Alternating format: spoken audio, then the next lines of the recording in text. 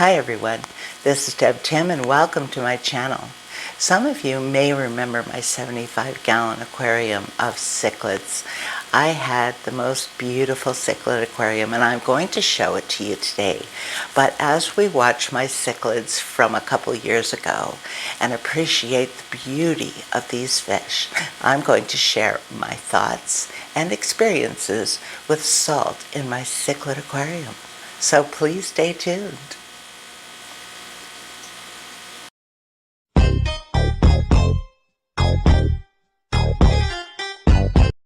There are many guidelines for the health and safety of our cichlids concerning the environment we provide for them that are black and white with no gray areas. For example, there are well-defined water parameters that we must adhere to or risk harming our fish.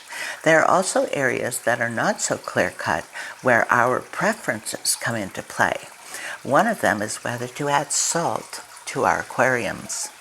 Lake Tanganyika and Lake Malawi are rift lakes, which means they have been formed by a rift in the ground, a shifting of the continental plates splitting apart and filling with seawater forming these lakes. Over time, the elements such as rain and runoff have diluted the salt concentration to what it is today. What this shows us is that African cichlids are well adapted to living in very diluted salt water. The salt content is so low it cannot be tasted. I've even tasted my tank water to see for myself, and really it is undetectable.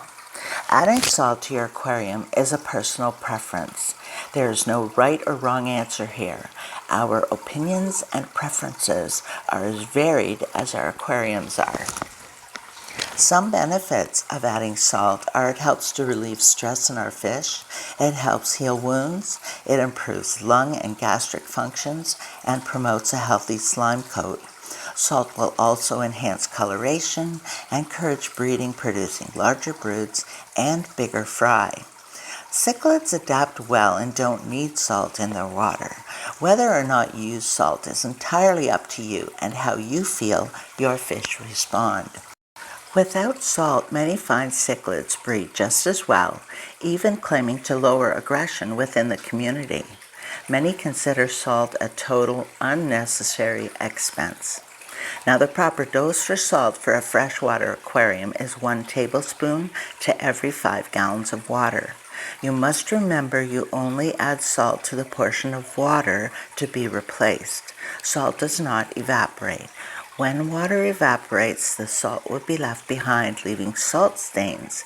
Keep this in mind when replenishing salt content in your aquarium. When topping up my aquarium, I do not add more salt at that time, although I never forget to use a good quality water conditioner. As I researched this, I found it to be one of those gray areas I mentioned earlier, other than the dosage. I decided to find out for myself. I normally do add salt to my cichlids tank, so for a couple months I stopped using salt altogether to see if I noticed any significant changes.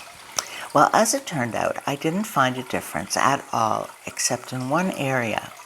I noticed my cichlids seemed to be more active in the salt water, although that could go hand in hand with the better lung function.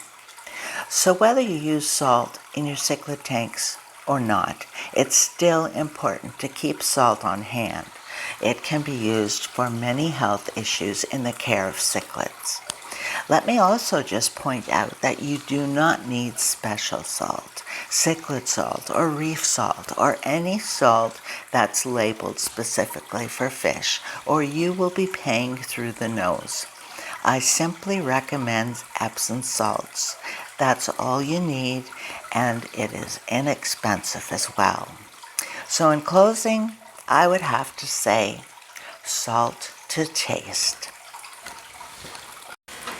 So until next time, this is Deb Tim signing out. Thanks so much for watching. I hope you're having a wonderful day. I wish you a great day tomorrow. Let me know what you think or where you stand on cichlids and salted aquariums. And I'll talk to you soon. Bye.